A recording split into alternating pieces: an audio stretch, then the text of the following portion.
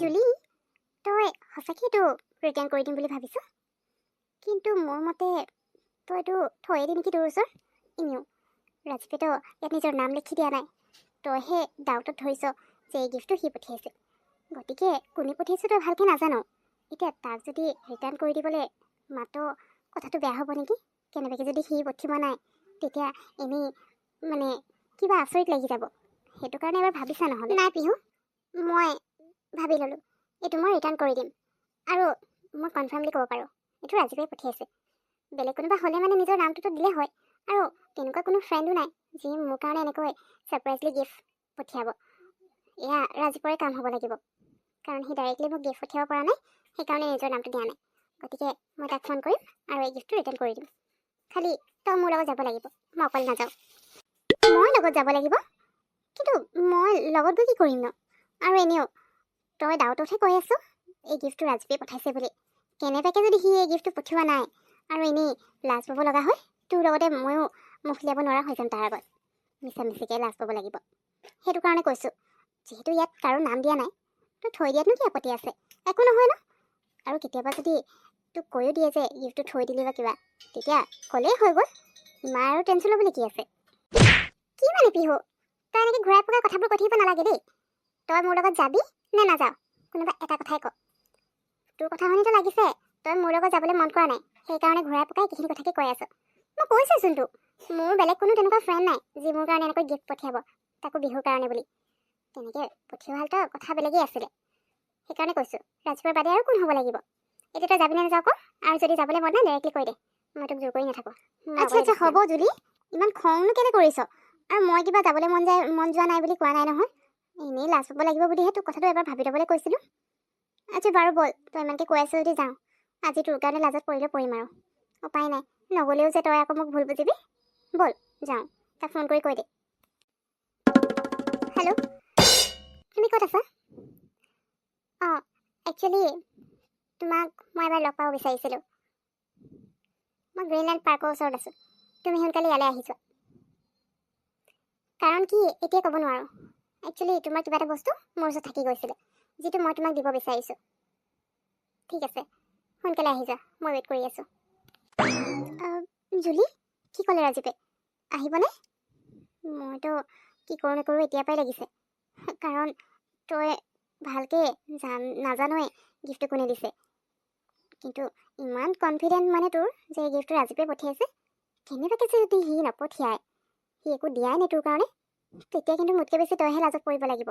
কাৰণ সি ভাবিব তই এতিয়াও তাৰ পৰা কিবা আশা কৰি আছ বুলি। ইটছ অ'কে, সেইকাৰণে সেইটো কৈছোঁ, লাজ পালে ময়ে পামচোন। পিছে তই কোৱা কথাটো ঠিকেই বাৰু। কেনেবাকৈ যদি সি নহয়, মই সঁচাকৈ বহুত বেয়াকৈ লাজ পাব লাগিব। কিন্তু উপায়ো নাই নহয়। আৰু এতিয়া ফোন কৰি মাতিয়ে দিলোঁ যেতিয়া, আহিবলৈ দে, যি হয় দেখা যাব। যদি সি কেনেবাকৈ গিফ্টটো পঠিওৱা নাই, তেতিয়া বেলেগ কিবা এটা বুদ্ধি কৰি ইয়াৰ পৰা আমি গুচি যাব লাগিব, যাতে আমি লাজো পাব নালাগে। বুজিলি নহয়? এতিয়া কিমান টাইমত বা আহি পায়হি? 15 মিনিট হৈ গ'ল জুলি, ইমান দেৰি কৰিছে এতিয়ালৈকে অহা নাই। কি যে নহয়, একদম ইমান দেৰিৰ পৰা আমি ৱেইট কৰি আছোঁ, সি জানি বুজিয়ে লেট কৰা নাইতো। হাই জুলি, আই এম চৰি, অকণমান লেট হৈ গ'ল, কাম অলপ আছিলে। অ' ইটছ অ'কে, আহিলা যে সেইটোৱে বহুত। আৰু বুজি পাওঁ দিয়া, তোমালোক ডাঙৰ মানুহ, তোমালোকৰ কামো বহুত বেছি থাকে, গতিকে বিজি থকাটো স্বাভাৱিক কথা। বাৰু, মই তোমাৰ বেছি টাইম ৱেষ্ট নকৰোঁ।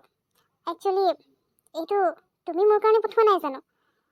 এইটো মোক নালাগে, এইটো গতিকে জুলি, তুমি লৈ যোৱা। এইটো মই তোমাৰ কাৰণে পঠিয়াইছিলোঁ, তুমি ৰিটাৰ্ণ কিয় কৰিছা? অঁ, একচুৱেলি চৰি, মই ইয়াত মোৰ নাম দিয়া নাছিলোঁ। কিন্তু তুমি কেনেকৈ গম পালা এইটো মই তোমাৰ কাৰণে পঠিয়াইছোঁ বুলি? মই কেনেকৈ গম পালোঁ সেইটো বাদ দিয়া, কিন্তু তোমাৰ গিফ্টৰ মোৰ কোনো প্ৰয়োজন নাই। গিফ্ট দিবলৈ আছে তোমাৰ নতুন গাৰ্লফ্ৰেণ্ডো বিয়াগৈ, মোৰ পিছত কিয় লাগি আছা? আৰু এতিয়া তুমি মোৰ পিছত নিজে লাগি আছা, পিছত তোমাৰ মায়ে আহি আকৌ মোৰ লগতে কিবা কৰিব। মই নিবিচাৰোঁ এতিয়া কিবা প্ৰব্লেম হোৱাটো। জুলি, চ' প্লিজ মোৰ পৰা আঁতৰত থাকিবা। ৰিটাৰ্ণ কৰা হ'ল যদি আমি যাওঁ ব'ল। অকল ডাঙৰ মানুহৰে কাম নাথাকে, আমাৰ নিচিনা সৰু সুৰা বিজনেছ কৰা মানুহৰ বহুত বেছি কাম থাকে, কাৰণ আমি বেছি কষ্ট কৰিব লগা হয়। গতিকে ইয়াত বেছি টাইম ৱেষ্ট কৰিব নালাগে, যাওঁ ব'ল। জুলিয়ে তাৰমানে মোক এতিয়া একেবাৰে দেখিব নোৱাৰে। কিন্তু তাইৰো ভুল নাই। ভুল একচুৱেলি মোৰো গাত হয়। মায়ে ইমানবোৰ তাইৰ লগত কৰাৰ পাছতো মই তাইক ছাপোৰ্ট কৰা জেগাত, তাইক লগ দিয়াৰ জেগাত মাক বচাবৰ কাৰণে মই তাইৰ লগত ব্ৰেকআপ কৰি দিলোঁ। গতিকে তাই মোক বেয়া পোৱাটো স্বাভাৱিক কথা। কিন্তু এই গিফ্টটো তাই নল'লে মোৰ সঁচাকৈ বেয়া লাগিছে।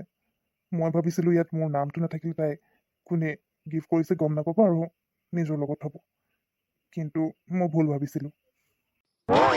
জুলি, ৱাহ, তোক কিন্তু মানিব লাগিব দেই। তাত কাৰো নাম লিখা নাছিলে, তাৰপিছতো তই গম পালি যে সেই গিফ্টটো তোক ৰাজীৱে পঠিয়াইছে আৰু একদম মানে চিয়'ৰ আছিলি। মইতো ভগৱানৰ নামে লৈ আছিলোঁ। লাজ পাব নালাগে মুঠতে। সঁচাকৈ দেই, তই কম বস্তু নহয় কিন্তু। বাৰু যি নহওক, ভালেই কৰিলে গিফ্টটো ৰিটাৰ্ণ কৰি দিলি। নহ'লে ভাবিব নহয় মোৰ গিফ্টটো ৰাখিছে আকৌ মোক এটিটিউডো দেখাইছে বুলি। যাওক নিজৰ গাৰ্লফ্ৰেণ্ডৰ ওচৰত, সেইজনী তোতকৈ বেছি ভাল বুলি ভাবিছে নহয়, তেতিয়াহ'লে তোকনো কিয় গিফ্ট পঠিয়াব লাগে? লাজ নাইকিয়া চব। তই ঠিকে কৈছ পিহু। আৰু তই মোক কম বুলি ভাবিছিলি, তই জানিবই লাগে। কেনেকৈ গম নাপাম ন? মইতো কৈছোৱে আজিলৈকে তেনেকুৱা কোনো বেলেগ ফ্ৰেণ্ডে মোৰ কাৰণে গিফ্ট পঠিওৱা নাই। মইতো বিচাৰোৱে মোক গিফ্ট কৰক, কাৰণ গিফ্টটো পালে মানে কিমান মজা লাগে ন।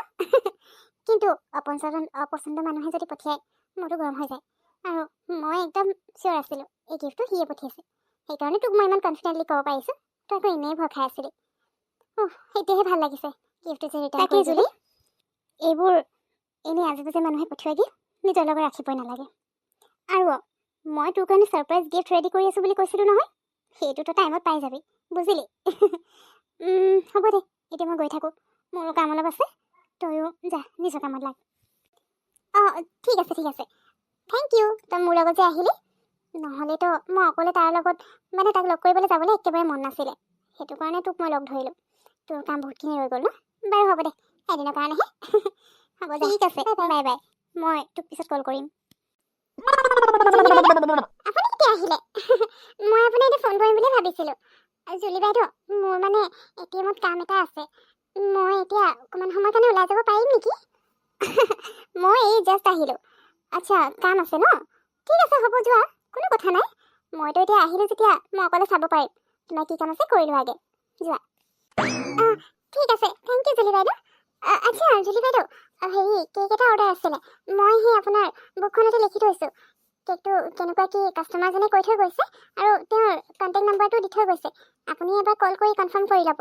মই মানে ভালকৈ এইবোৰ একো বুজিও নাপাওঁ, তথাপি যেনেকৈ কৈছে লিখি মই থৈ দিছোঁ। এবাৰ চাই ল'ব আৰু কনফাৰ্ম কৰি ল'ব আপুনি। অ' আচ্ছা, হয় নেকি? ঠিক আছে হ'ব, তুমি যোৱা, তোমাৰ কাম আছে নহয়, মই চাই ল'ম। কণ্টেক্ট নম্বৰ আছে বুলি কৈছা ন? হ'ব দিয়া, মই কল কৰি কনফাৰ্ম কৰি ল'ম বাৰু। আৰু এবাৰ সুধিও ল'ম, তুমি টেনশ্যন ল'ব নালাগে, তুমি যোৱা।